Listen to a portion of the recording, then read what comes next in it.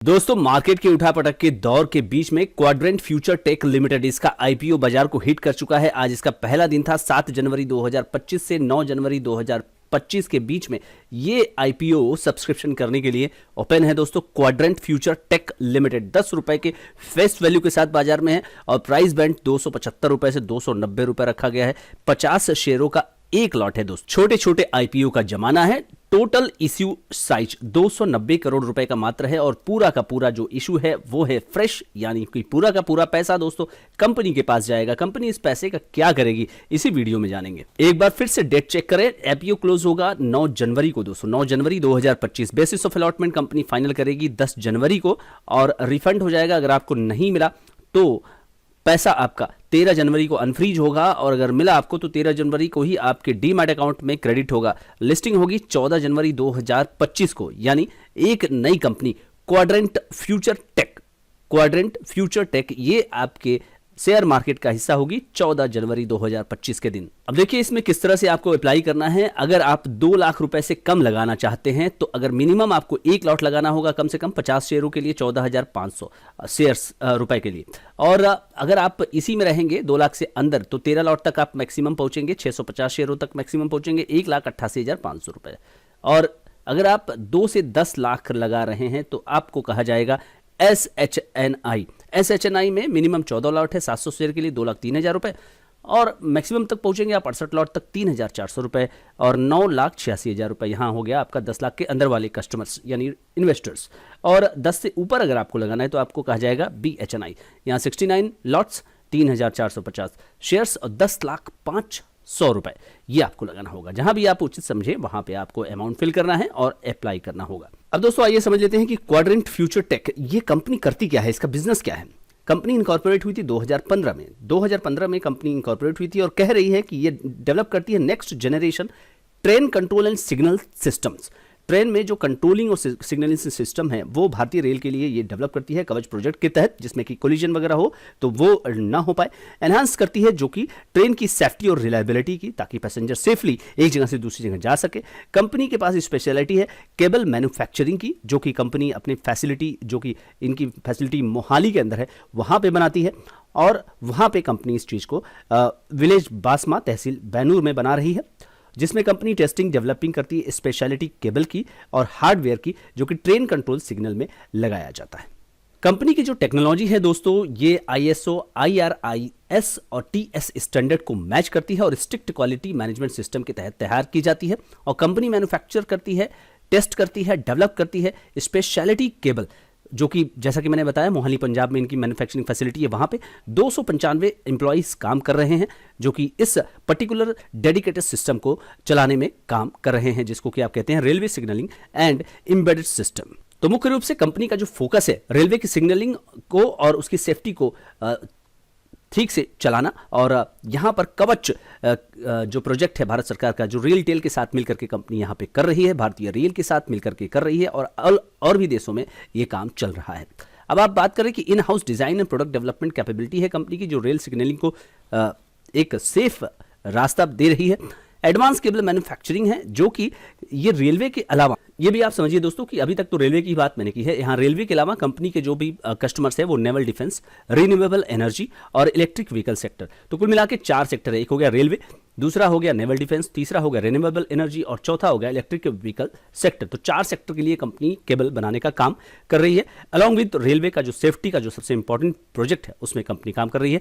Advance manufacturing facilities है company के पास, तो वो पावर कंट्रोल केबल के साथ फोकस कर रही है इनोवेशन और कॉस्ट कॉम्पिटिटिवनेस के अंदर। दोस्तों मैं आपको यहाँ लेकर के आ गया हूँ कंपनी की वेबसाइट पर, train control and rail traffic management solution. ये कंपनी की स्पेशलिटी है, ये आप समझ गए होंगे। प्रोडक्शन सोल्यूशंस पे जब मैं आता हूँ तो स्पेशलिटी केबल पे क्लिक करता हूँ। यहाँ पे आप देख सकते हैं कि company railway, rolling stock, naval defence और साथ ही साथ ऑटोमोटिव केबल्स, जो कि कार वगैरह, बसेस वगैरह में लग रही हैं, और रिन्यूएबल एनर्जी केबल्स ये आप देख सकते हैं, जो कि रेलवे जो एनर्जी सिस्टम जो आपके घरों पे लग रहे हैं या फिर कहीं भी लग रहे हैं तो उसमें प्रयोग हो रहे हैं इनके केबल्स, और रेलवे सिग्नलिंग केबल्स, जो कि आप इसके अतिरिक्त दोस्तों जैसा कि मैंने आपको अभी बताया कि कवच सिस्टम, जिसमें कि 2 गाड़ियां अगर आमने सामने आ गई तो उसके जो अपने आप जो है वो बंद हो जाती हैं, अपने आप वो रुक जाती हैं, ये डेवलप करती है company train collision advance system और इलेक्ट्रॉनिक इंटरलॉकिंग सिस्टम। ये रेलवे के लिए कंपनी बना करके रेलवे को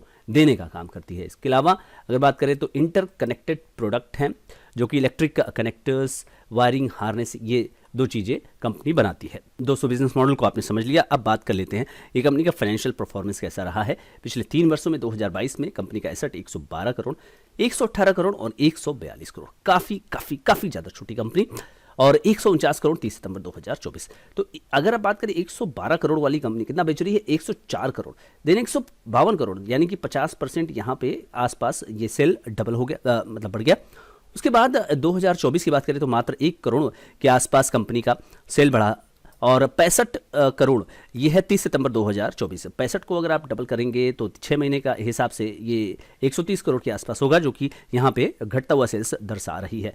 1 करोड़ 94 लाख, 13 करोड़ 90 लाख, यहाँ पे ये प्रॉफिट आफ्टर टैक्स की बात कर रहा हूँ, और 14 करोड़ 71 लाख। तो कंपनी का यहाँ पर प्रॉफिट बढ़ रहा है। आप ये देखेंगे कि यहाँ सेल घट गया लेकिन प्रॉफिट कंपनी ने बढ़ा करके दर्शाया हुआ है। तो ये एक विंडो ड्रेसिंग, यानी कि कंपनी ने अपने खर्चों को कम करके इस चीज़ को प्राप्त किया है। लेकिन मैटर ऑफ कंसर्न यहाँ आपको नजर आएगा, 12 करोड़ 11 लाख के लॉस पे कंपनी 6 महीने का जो क्लोजिंग है 30 सितंबर 2024 वहां पे पहुंच गई है। नेटवर्थ की बात करें फिलहाल 34 करोड़ और रिजर्व्स कंपनी के पास हैं 4 करोड़ 18 लाख के, और टोटल बोरोइंग पे कंपनी बैठी हुई है 98 करोड़ के, जो कि पिछले 3 साल पहले 80 करोड़ था, फिर एक बार कंपनी ने घटाया उसे 6 करोड़ के आसपास, और फिर से कंपनी ने उसको लगातार जो है बढ़ाया ही है। दोस्तों अगर क्वाड्रेंट फ्यूचर टेक की बात की जाए तो 1160 करोड़ पर हाई प्राइस बैंड पर अगर ये लिस्ट हुई, तो हाई प्राइस बैंड पर ये अगर लिस्ट हुई तो 1160 करोड़ रुपए की कंपनी होगी ओवरऑल वैल्यूएशन में।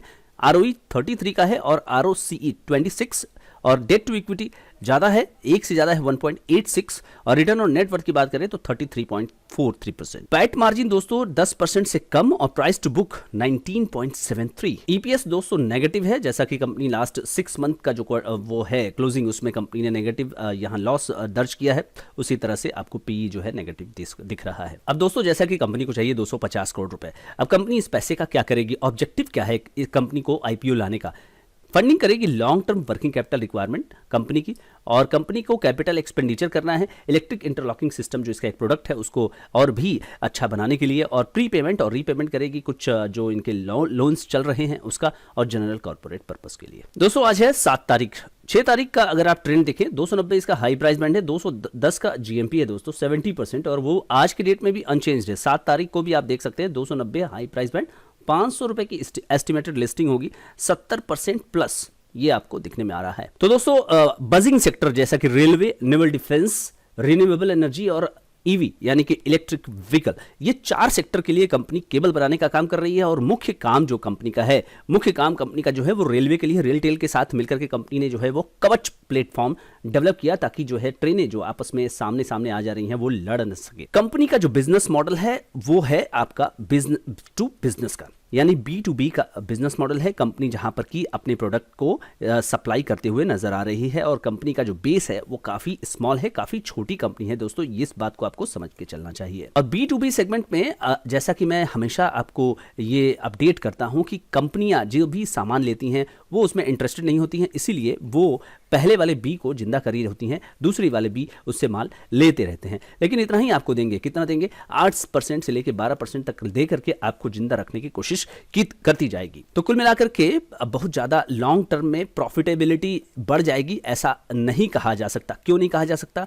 क्योंकि आपकी जो पावर होती है ना, प्राइसिंग पावर जो होती है वो नहीं होती है। प्राइसिंग पावर किसके हाथ में होती है? प्राइसिंग पावर होती है बायर के हाथ में। बायर जितना आपको देगा आपको उसमें संतुष्ट होना पड़ता है। अब रिस्क फैक्टर जो कि RHP में बताया गया है वो मैं आपको अपडेट कर दूं दोस्तों। कंपनी का अपने ही प्रमोटर्स के साथ कुछ केस वगैरह चल रहा है, उस बात को आपको ध्यान रखना पड़ेगा।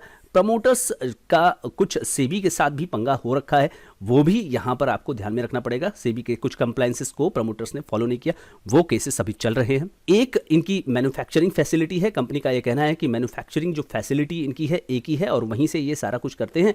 तो अगर एक ही मैन्युफैक्चरिंग होने के कारण अगर इसमें कोई प्रॉब्लम आती है तो कंपनी अपने ऑर्डर समय पे नहीं दे पा सकती है।